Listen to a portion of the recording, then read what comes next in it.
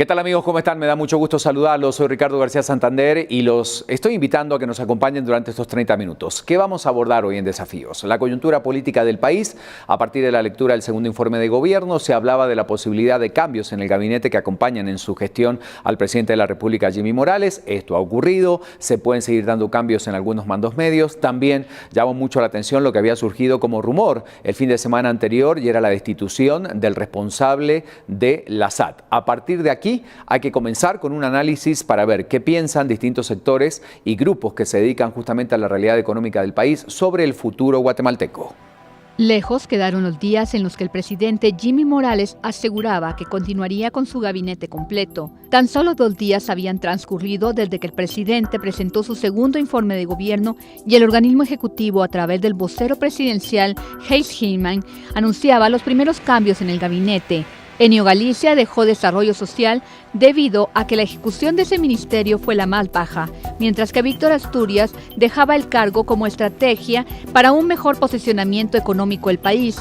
El tercero en irse fue Sidney Samuels, a cargo de la cartera de Ambiente y Recursos Naturales, quien renunció para evitar problemas políticos, según él mismo dijo. Pero más sorprendente fueron las personas que llegaron. En Ambiente se nombró a Alfonso Alonso, criticado por su poca experiencia en el ramo, candidato del partido líder para la alcaldía de Santiago Zacatepeques, asistente del expresidente del Congreso, Luis Rabé, señalado de operador político de Jimmy Morales. En Economía, a Cisclo Valladares Urruela, con experiencia en el Programa Nacional de Competitividad PRONACOM, pero quien asumió como viceministro de la micro, mediana y pequeña empresa el 1 de diciembre, 8 días después de que fiscales del Ministerio Público allanaron su vivienda por un caso relacionado con la empresa Tigo, de la cual fue director. Ahora goza de inmunidad. Aunque ya anunciado, la noticia más fuerte vino de la Superintendencia de Administración Tributaria, cuando un día después el directorio cesó de su cargo al superintendente Juan Francisco Solórzano Fopa por no haber llegado a la meta. Ese mismo día trascendió la salida del viceministro de Cultura Maximiliano Araujo. Por ahora, el presidente anunció que seguirán los cambios, mientras el Banco de Guatemala ha hecho un llamado a tranquilizarse a los sectores económicos. Guatemala se recupera de la baja de calificadoras internacionales, pero según expertos el panorama no es tan alentador. Para Desafíos, Mónica Obando.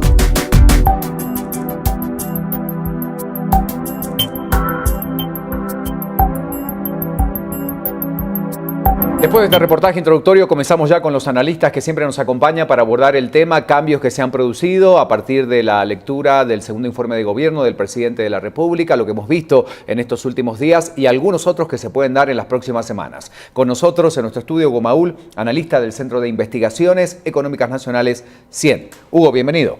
Muy buenas noches, Ricardo, ¿cómo estás? Gracias por acompañarnos. Un programa que, intenta analizar o buscar algunas líneas en relación a estos últimos cambios, estos últimos movimientos que ha realizado el presidente de la República. ¿Positivos? ¿Más de lo mismo? ¿Cuál es el análisis que tú realizas? Pues mira, si uno lo juzga en función de los resultados que han dado los ministros, uno pudiera entender que estas remociones se hagan. El problema es que no se puede circunscribir únicamente uno al desempeño de los ministros sin juzgar el ambiente político y lo que ha estado sucediendo últimamente con la nominación de la Junta del Congreso. Y ahí es donde entonces empiezan a surgir una serie de dudas porque uno realmente no sabe cuáles son las siguientes jugadas en el ajedrez. Debo decir, por ejemplo, en el caso del Ministerio de Economía, yo creo que más que atinado el cambio, verdaderamente quien estaba al cargo de esta cartera, pues creo que brilló por su ausencia. Ahora viene el señor Valladares, que tiene un paso ya largo como comisionado presidencial de competitividad en frente de Pronacom. Esperaríamos que tome nuevos bríos el ministerio y que realmente se articule en la política económica. En el caso del MIDES, me parece que es un poco de lo mismo. Si bien tuvo problemas de ejecución, tampoco fueron muy diferentes a los que tuvo el resto de ministerios. Y la cuestión del Ministerio de Ambiente, pues no soy experto en eso, pero digamos, son cuestiones que ocurren. Llama la atención a quienes se ponen como sustitutos. Y ahí es donde entonces empiezan a haber ya cuestionamientos porque uno piensa, se estarán pagando favores políticos, habrá una componenda detrás Y lamentablemente creo que el gobierno no goza de la credibilidad para poder disipar esas nubes. Y cuando hablamos del impacto económico que esto trae, tuvimos un año 2017 no muy positivo, cuando analizamos muchos indicadores y muchos resultados finales. ¿Tiene alguna incidencia en el movimiento, en el quehacer económico del país, este movimiento en el gabinete? Pues mire, yo creo que no corresponde o no responde a la situación económica que vive el país. Efectivamente, el año 2017 fue un año donde hubo una caída importante en la actividad económica. Me refiero, crecimos menos de lo que se había anticipado, pero definitivamente el ministro de Economía es poco lo que puede hacer ahí, salvo de ser una luz, de marcar una dirección. Me parece entonces que no tiene que ver, salvo por el caso del superintendente Solórzano Fopa, que claramente le pasaron una factura, diría yo, por una cristalería que no quebró, porque el Banco de Guatemala puso unas estimaciones que no se alcanzaron y hubo condicionantes que estaban fuera del alcance de la SAT. Llama la atención porque no se revisó la meta, porque el convenio lo permite, pero salvo por ese caso te diría que sí, ese cambio obedece a la situación económica. Ahora, que los nuevos cambios obedezcan a la situación económica, no, y que sea una movida estratégica para tratar de mejorar las cuestiones económicas en el futuro, tampoco lo veo así. ¿Hay desde el punto de vista de la agenda económica, la agenda política del Poder Ejecutivo, un lineamiento económico definido, con prioridades, con objetivos a cumplir, o es simplemente ir funcionando a medida que los sucesos van ocurriendo? Pues mira, yo creo que es mucho de lo último que tú dices, es a como venga lo vamos haciendo, pero me parece que tal vez un tantito peor, porque en materia económica lo que hemos visto es una ausencia completa de liderazgo por parte de quienes han estado a cargo de este ministerio. Claro, esto contrasta con la figura que tuvimos en el gobierno anterior, donde entre el comisionado Pais y el ministro de la Torre, pues hubo un direccionamiento. Claro. Esto pues lo echamos de menos quienes estamos en este mundillo económico, pero no miro yo realmente que el gobierno tenga esta estrategia. Esperemos que con la nueva administración en el Ministerio de Economía, alguien que ya tiene una trayectoria y que tiene una visión pueda realmente articularse, no digo un plan, pero por lo menos 2, 3, 4 acciones concretas que detonen algunas luces positivas en sectores específicos, de manera que se pueda ganar credibilidad. Yo creo que el gran problema que tiene el gobierno en materia económica es que no tiene credibilidad alguna en estos momentos para anunciar, ni decir nada, ni prometer nada. Y por último, para este año 2018, coyuntura política que se relaciona a lo social y todos los hechos que conocemos, no solamente en materia económica, de seguridad, de crisis política, de institucionalidad, ¿cómo afectan a que Guatemala sea un polo atractivo para que algunas empresas lleguen?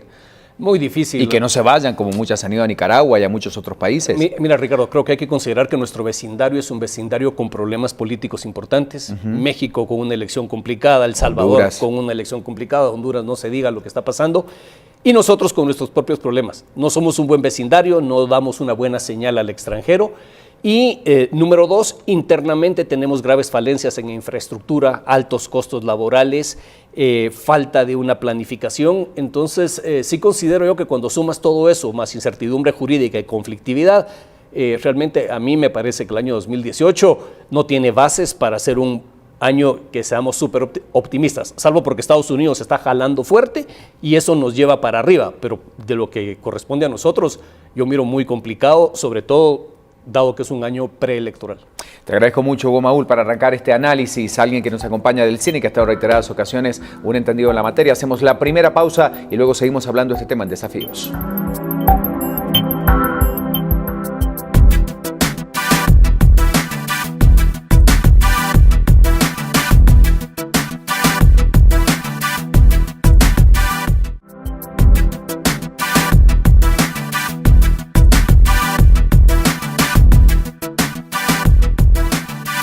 Se suma a esta discusión, gracias por seguir con nosotros en Desafíos, una discusión que intenta obviamente conocer y analizar la realidad que está viviendo el país con estos cambios recientemente en el gabinete, sobre todo en materia económica, y también la institución de quien hasta hace algunos días era el responsable, la Superintendencia de Administración Tributaria. Está con nosotros Marvin Flores de Acción Ciudadana. Le damos la bienvenida. Marvin, gracias por acompañarnos. Muchas gracias a ustedes. Marvin, bueno, ¿cómo analizan ustedes esta situación a partir del segundo informe? Siempre existe la posibilidad de evaluar el trabajo de los ministros, pero han habido cambios sustanciales y pueden seguir algunos otros. ¿Cómo lo ven ustedes? Bueno, nosotros para hablar del informe presidencial vemos algo muy vacío. Hablaba el presidente que uno de los ejes de su gobierno había sido el tema de transparencia, evidentemente es lo que menos ha habido. No han podido mantener ni siquiera una Secretaría Presidencial de la Transparencia, que lejos de darle vida la están cancelando.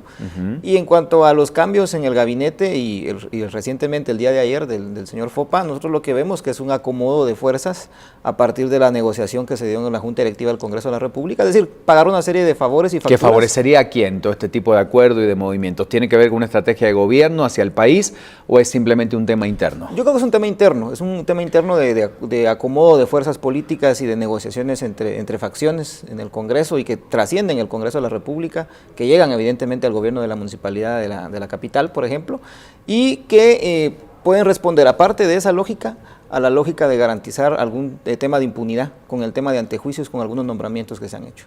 Hoy veíamos, hace unos días, una fuerte denuncia por parte de la Procuraduría de Derechos Humanos hablando de todo un plan, de un complot que tendría que ver con muchos movimientos, con la intención de la separación definitiva de Iván Velázquez, pero además que va directamente contra la Comisión Internacional contra la Impunidad en Guatemala. Fue una denuncia bastante fuerte la de el procurador. Sí, nosotros compartimos ese análisis, es decir, ojalá que ese análisis estuviera errado, quisiéramos que fuera equivocado, pero creemos de que a como se han ido dando los movimientos de las piezas, la declaración de non grato por parte del presidente del comisionado Velázquez el año pasado y sumando la elección en el Congreso de la República, cómo fueron alineadas las fuerzas, cómo quedó la Junta Directiva integrada, quiénes la integran, específicamente los personajes más allá de los partidos que la integran, nosotros creemos de que pareciera que ese plan va hacia eso, es decir, a perseguir a la PDH, a cooptar la Contraloría General de Cuentas, no sabemos qué va a pasar con la PGN, que es una instancia que directamente nombra al presidente, y creemos que un poco la lógica puede ir en ese sentido de que ese plan sea real. Marvin,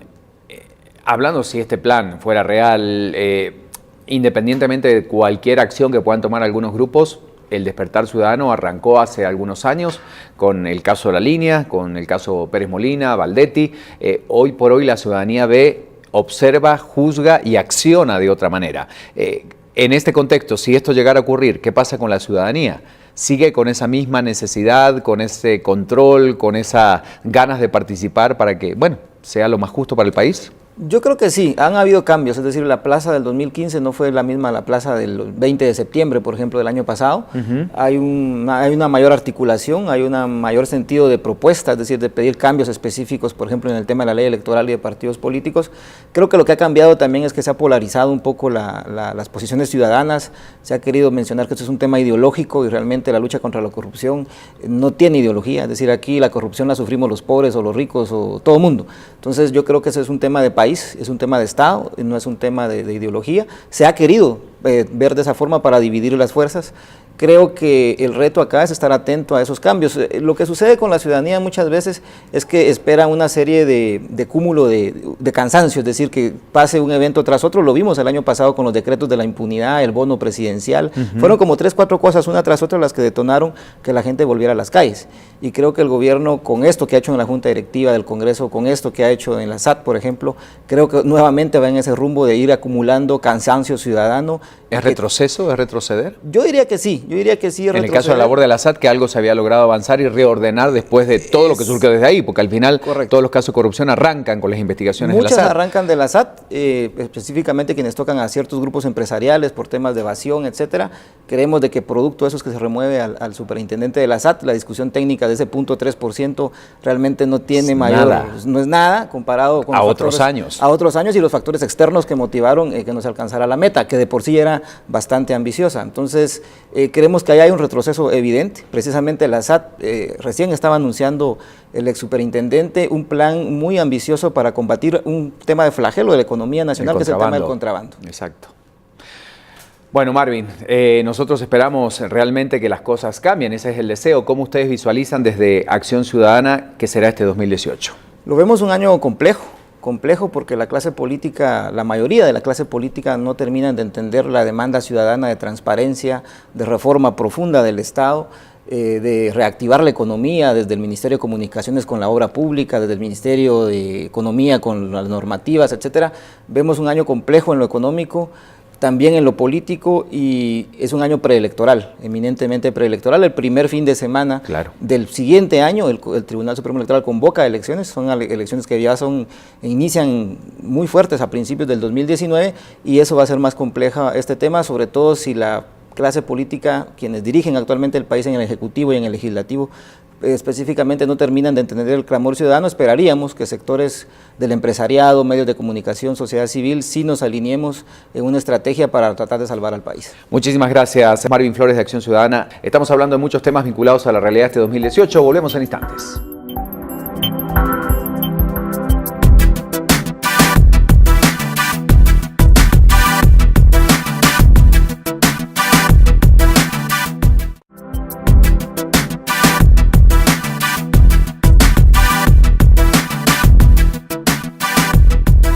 Y llegamos al último bloque de desafíos. Dos analistas de primer nivel nos están acompañando para abordar esta realidad que estamos viviendo en este año 2018. Está con nosotros Ricardo Barrientos, investigador del Instituto Centroamericano de Estudios Fiscales, y Eric Coyoy, analista económico. Ambos han sido funcionarios. ¿Cómo están? Bienvenidos, gracias por acompañarnos. Bueno, en este último bloque tratar de visualizar qué puede pasar en este año 2018. Ricardo, ¿estas decisiones son pertinentes? ¿Responden a simplemente intereses políticos? ¿Hay un rumbo definido en materia financiera y económica dentro del país con esto que ha pasado? Bueno, uno empieza a ver que sí hay un rumbo definido, pero definitivamente uno percibe que no hay un plan, una intención técnica saludable. Es más, hay una intencionalidad política y lamentablemente no es la que la ciudadanía y Guatemala quisiera y realmente le conviene. Creo que hay una intencionalidad política para reestructurar el gabinete de gobierno y terminar de enfilar este gobierno al servicio de la corrupción, intereses espurios, y por desgracia vimos que la administración tributaria ya se ha puesto en una situación de vulnerabilidad extrema. Eric, ¿qué tan nocivo esto es para el país, tomando en cuenta la realidad que hoy estamos enfrentando, haciendo un análisis de lo que pasó en el 2017, y a esto le sumamos obviamente la destitución de Solórzano Fopa de la SAT? Es bastante negativo el panorama, porque lo que vemos es resultado de las negociaciones que se dieron al interior del Congreso para la conformación de la Junta Directiva. Y vemos que en esas bancadas que resultaron favorecidas de esa negociación está la bancada Todos, que es del partido de Los Alejos, y la bancada MR, que se le vincula con el exministro Sinibaldi, y la bancada Acción Ciudadana vinculada con Valdizón. Así es que estamos viendo pues un retroceso hacia los niveles de 2014, donde estas redes de corrupción dominaban el panorama político y ahora nuevamente recobran espacios de poder y toma de decisiones, como es influir en la designación de funcionarios. Y no se descartaría que llegue a la SAT un superintendente que se responda a estas redes nuevamente y volvamos otra vez a ese riesgo para el país. ¿Se logró avanzar desde que se descubre y desde que salta el caso La Línea? Obviamente se dieron pasos importantes. Guatemala fue referente en algunos momentos en este tipo de investigaciones a nivel internacional. ¿Esto implica un retroceso realmente después de todo lo logrado y del despertar ciudadano en todos los sentidos a la hora de exigir y fiscalizar? Ese es el gran temor. No se nos olvide que todo en 2015 empezó con un escándalo de corrupción justamente en la superintendencia administrativa. Exactamente, el caso de La Línea. Por eso es de que se lamenta tanto que ahora se ponga la administración tributaria en una situación de vulnerabilidad extrema, en donde el tiempo en que se decide la destitución del superintendente es el peor posible, porque prácticamente el proceso de convocatoria, postulación, evaluación y elección lo han puesto prácticamente coincidente con el del Ministerio Público. Claro. Entonces, eso los políticos, por supuesto, lo ven. Es que aquí el problema no es que los políticos sean tontos e ignorantes, de hecho, todo lo contrario, son astutos y muy bien informados. Perdón, entonces, nosotros sí vemos un grave peligro que las dos elecciones se vayan a dar, el presidente las vaya a dar prácticamente de manera simultánea. Un político ve ahí una enorme oportunidad de hacer una captura de una cuota de poder. ¿Era necesaria estos movimientos en el gabinete, Eric? Usted desde su punto de vista, una decisión que por el presidente se evalúa obviamente año con año, pero ¿era importante remover estos cargos? En el caso de los ministros, pues sí, son 3 carteras que no han cumplido adecuadamente su función, pero las designaciones que recaen en los viceministros definitivamente no son las más adecuadas. Hay que recordar que las entidades son dirigidas por equipos de trabajo, no Claro. por personas individuales. Claro. Se supone que los viceministros son parte de un equipo de trabajo que responden al ministro. Y aquí lo que vemos es una simple rotación en función de intereses particulares al designar a viceministros en el cargo de ministros. Y en el caso de la SAT, no era necesario. La interpretación que se hizo de la ley de la SAT y el cumplimiento de la meta fue totalmente antojadiza y arbitraria. Las condiciones económicas que sustentaban esa meta no se dieron, así es que el superintendente tenía un respaldo legal para continuar en el cargo, pese a que la meta no se cumplió por factores económicos que no estaban a su alcance. Así es que vemos que no era un cambio necesario, sino más bien vemos que es un cambio derivado de las negociaciones políticas al interior del Congreso. La pregunta es para ambos, esta última que hacemos, y es ¿cuál es la salida? ¿Cómo visualizan este 2018? Bien lo decía Ricardo, viene la elección del jefe del Ministerio Público, el reemplazo dentro de la Superintendencia de Administración Tributaria y muchos otros elementos que están allí en discusión y sobre la mesa. Preocupación extrema. Creo que esta semana el señor Procurador de los Derechos Humanos lo puso muy claro en un tuit. Densos nubarrones negros se ciernen sobre el horizonte de Guatemala. Está ese rumor de la posibilidad que el presidente denuncie el convenio con la CICIG y que el Congreso ratifique esa denuncia, la elección de Contralor General, la elección de autoridades superiores del Ministerio Público, ahora también la SAT. Esa es, insisto, una enorme oportunidad para los políticos y, por desgracia, en particular por los políticos aliados al pacto de la corrupción. Entonces, naturalmente la ciudadanía, y yo le tomaría la palabra al procurador, hay que estar vigilantes. Este es un año de mucha tensión y de un llamamiento a una ciudadanía muy activa. Hay que estar vigilantes. Y desde los pueblos, desde los municipios, desde el interior del país, desde la postura de los alcaldes, que también van fijando de otra manera su postura de adhesión o no a esta ruta que toma el presidente. ¿Cuál es tu visión o tu proyección, Eric? Bueno, lo que vemos es que prevalece altamente el centralismo y se busca mantener ese centralismo en la reforma de la ley electoral que se está planteando en el interior del Congreso, y por lo tanto los alcaldes simplemente actúan como delegados, lamentablemente delegados de estas redes de corrupción que tienen cooptados del Estado desde su más alto nivel, y los alcaldes simplemente replican el esquema, de tal manera que no son actores relevantes para la toma de decisiones, simplemente son ejecutores en el nivel local de directrices que vienen desde el nivel central. ¿Habrán más cambios en el gabinete, piensan? Bueno, entiendo que el presidente esta semana hizo un anuncio que sí, pero lamentablemente lo que vimos en el Ministerio de Agricultura, Ganadería y Alimentación, el Ministerio de Desarrollo Social, en la SAT, todas estas carteras, los cambios van para mal. Hay que hacer un llamado de atención muy severo al presidente, que por favor corrija el rumbo, porque si no, no se trata de coleccionar presidentes en la cárcel, ¿verdad? Claro, claro. Y por último, Eric, ¿debe seguir el nuevo superintendente que se ha nombrado la misma línea de Solórzano Fopa? Iba a arrancar este año con una lucha muy fuerte al contrabando. Sabemos lo drástico que ha sido para muchísimas empresas guatemaltecas el tema del contrabando. ¿Debería seguir esta misma línea o cambiará? Efectivamente, la gran necesidad en la SAT es fortalecer el combate al contrabando y la defraudación aduanera. FOPA había tenido resultados limitados en ese sentido hasta el año pasado.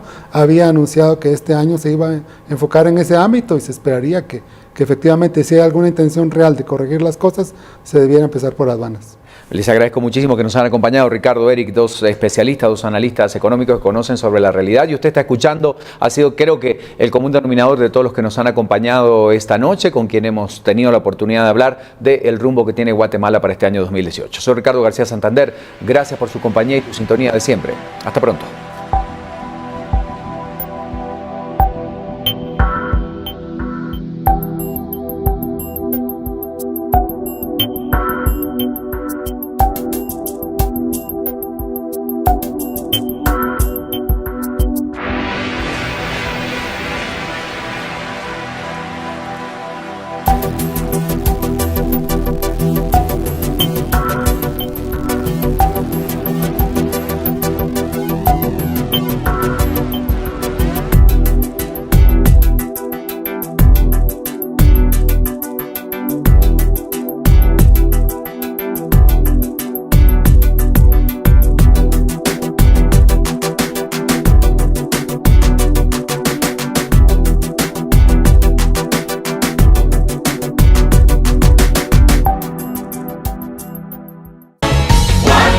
Guatevisión, lo mejor que ves. Guatevisión, Guatevisión, lo mejor que ves.